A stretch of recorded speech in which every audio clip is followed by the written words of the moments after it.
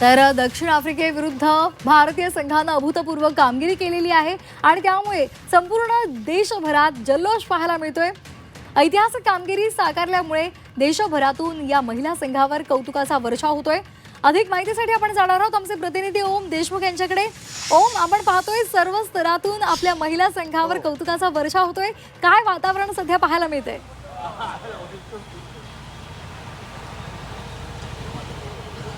श्वेता, निश्चितच खरं तर कालचा जो विजय आहे तो ऐतिहासिक आहे। न भूतो न भविष्यती अशा प्रकारचा विजय कालच्या विश्वचषकाच्या अंतिम सामन्यामध्ये मिळाला। 26 वर्षानंतर पहिल्यांदाच ज्या गोष्टीचा सातत्यानं उल्लेख होतो, इंग्लंड आणि ऑस्ट्रेलिया या क्रिकेटमधल्या दादागिरी करणाऱ्या ज्या संघांची जी एक जागा होती ती कुठेतरी हिसकावून घेण्याचं काम आणि ती आपल्याकडे घेऊन त्यावर निर्विवाद वर्चस्व निर्माण करण्याचं काम काल भारतानं केलं।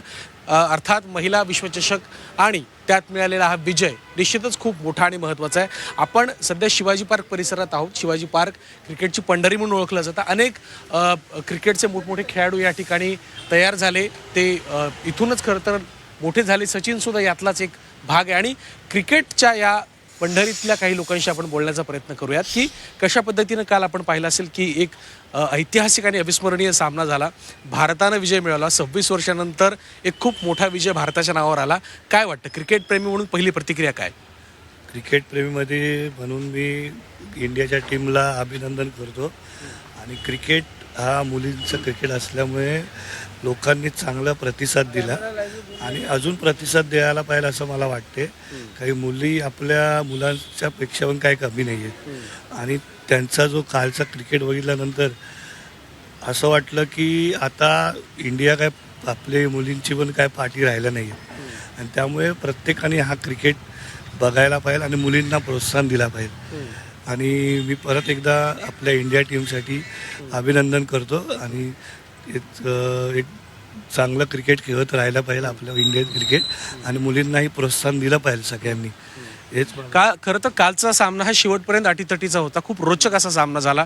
टार्गेटसुद्धा मोठं देण्यात आलं होतं आणि चेससुद्धा साऊथ आफ्रिका ज्या पद्धतीनं करत होता, अतिशय नाट्यमय पद्धतीनं अनेक घडामोडी घडत होत्या। मग आपल्या गोलंदाजांनी फलंदाजांनी केलेली कामगिरी असेल, या सगळ्याकडे तुम्ही कसं पाहता? चांगल्याने भाऊ कसे खेळ व्यवस्थित आणि चांगला आहे आणि त्यांनी फिल्डिंगचं चांगली केली आणि गोलंदाजी पण चांगली आहे व्यवस्थित आणि यांनी केली चांगली। तुम्ही आता असं म्हणालात की महिलांकडे कुठेतरी दुर्लक्ष होता कामा नये, आता महिलांनी सुद्धा हे दाखवून दिले। काय अपेक्षा आहेत महिला क्रिकेटसाठी किंवा महिलांच्या क्रिकेट टीमसाठी आता नव्यानं काय गोष्टी असायला पाहिजे? त्यांनाही चांगलं प्रतिसाद दिला पाहिजे। जसं इंडियन प्लेयर्सला ॲडव्हर्टायझिंग वगैरे भेटते, जसं त्यांच्यासाठी जेवढं प्रोत्साहन होतं तेवढं त्यांनाही हे भेटलं पाहिजे की जसं मुली आपल्या मुंबईच्या असल्या कुठल्याही प्रत्येक मुलींना असं वाटलं की काहीतरी क्रिकेटमध्ये पण फ्युचर आहे म्हणून।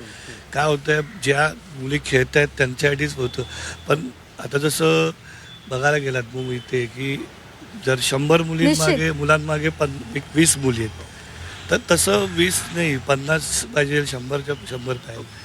आपण पाहतोय की खऱ्या अर्थानं या आज खरं तर इथे मुंबई आणि दादर परिसरात पाऊस असल्यामुळे क्रिकेट प्रेमींची संख्या तशी कमी, परंतु जे उपस्थित आहेत त्यांच्याशी आपण संवाद साधण्याचा प्रयत्न केला।